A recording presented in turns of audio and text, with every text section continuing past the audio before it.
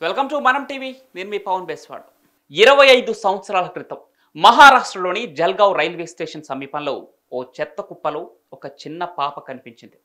ఆ బిడ్డకు పేరు లేదు, తల్లిదండ్రులు లేరు. ఆ అమ్మాయి అంధురాలు. ఎవరు ఆ బిడ్డకు భవిష్యత్తు ఉంటుందని ఊహించలేదు. కానీ ఆ అమ్మాయి తన జీవితంలో అసాధ్యమైనవి సాధ్యం చేసి చూపించింది. మహారాష్ట్ర పబ్లిక్ సర్వీస్ కమిషన్ పరీక్షలో ఉత్తీర్ణురాలై నాగపూర్ కలెక్టరేట్లో రెవెన్యూ అసిస్టెంట్గా ఉద్యోగం సంపాదించింది. అవును, ఇది కేవలం ఒక ఉద్యోగం సాధించిన అమ్మాయి కథ మాత్రమే కాదు. ఇది ఆత్మవిశ్వాసం, పట్టుదల, అవిశ్రాంత కృషికి సంబంధించిన సజీవ సాక్ష్యం. ఆ అమ్మాయి పేరే మాలా పాపల్కర్. ఆ పాప పుట్టుకతోనే అంధురాలు కావడంతో కన్న తల్లిదండ్రులే ఆ చిన్నారిని వద్దనుకొని చెత్త కుప్పలో పడేశారు. స్థానికుల సమాచారంతో అక్కడికి వెళ్లిన పోలీసులు ఆ చిన్నారి తల్లిదండ్రుల కోసం ఎంతగానో ప్రయత్నించారు. కానీ వారికి ఆచూకీ దొరకలేదు. దీంతో పోలీసులు ఆ చిన్నారిని జల్గావ్లోని రిమాండ్ హోంలో చేర్పించారు. అంధత్వం ఆమెకు ఒక సవాలుగా ఉన్నప్పటికీ ఆమె దానిని తన బలహీనతగా చూడలేదు. అమరావతిలోని ఒక అనాథాశ్రమంలో పెరిగిన మాల చిన్నప్పటి నుంచి చదువుకు ఎంతో ప్రాధాన్యతనిచ్చింది. ఆమె చదువుకు అంకితం కావటం వెనుక ఒక స్పష్టమైన లక్ష్యం ఉంది. తనలాంటి వారికి ఒక స్ఫూర్తిగా నిలవాలని, సమాజంలో గౌరవప్రదమైన స్థానం సంపాదించాలని కలలు కన్నది. బ్రెయిలీ లిపి ద్వారా చదువుకున్న మాల తన స్కూల్లో ఎప్పుడూ ఉత్తమ విద్యార్థిగా నిలిచేది. ఆమె ఉన్నత చదువుల కోసం నాగపూర్లోని ఒక కళాశాలలో చేరింది. అక్కడ ఆమె BA పూర్తి చేసింది. చదువు సాగుతున్న సమయంలోనే మాలకు MPSC పరీక్ష గురించి తెలిసింది. ఈ పరీక్ష ద్వారా ప్రభుత్వ ఉద్యోగం సాధించాలని కల ఆమె మనసులో మొదలైంది. కానీ ఈ పరీక్ష సామాన్యులకి సవాలుగా ఉంటుంది. అంధత్వంలో ఉన్న మాలకు ఇది ఎంతో కష్టమైన పని. అయినా సరే ఆమె వెనకడుగు వేయలేదు. ఆమెకు పరీక్ష రాయటానికి సహాయం చేసే వ్యక్తి అవసరమైంది.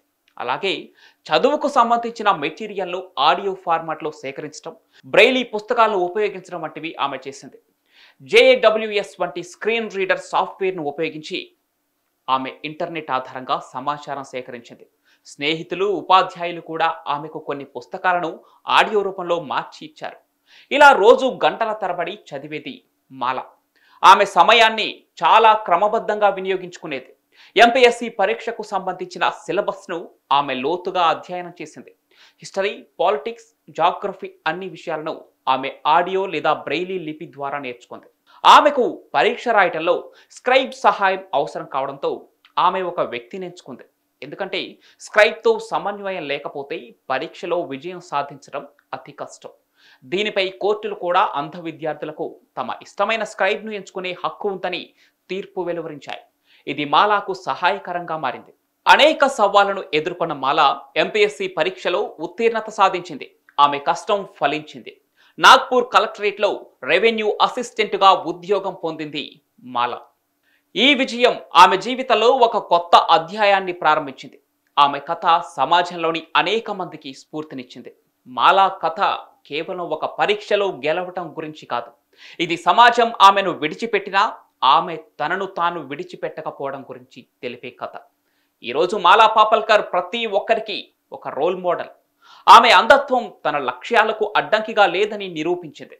ఆమె కథ మనకు ఒకటే చెప్తోంది: జీవితంలో ఎన్ని సవాళ్లు ఎదురైనా వాటిని ధైర్యంగా ఎదుర్కొని ఆత్మవిశ్వాసంతో ఏ లక్ష్యాన్నైనా సాధించవచ్చు.